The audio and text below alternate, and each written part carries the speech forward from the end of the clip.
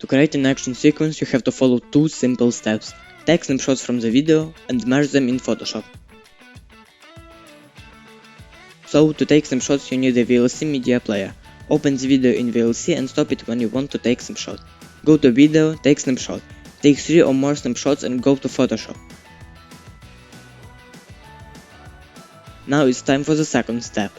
File, Scripts, load files into stack. Click Browse and choose your snapshots. Allow a pick attempt to automatically align source images. After the process is over, choose which layer will be your background.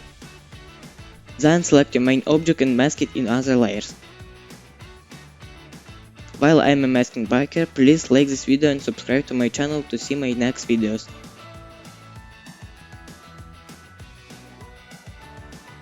Now crop resulted image. And there it is, a simple photo sequence from video. See other Photoshop tutorials here. Happy shooting!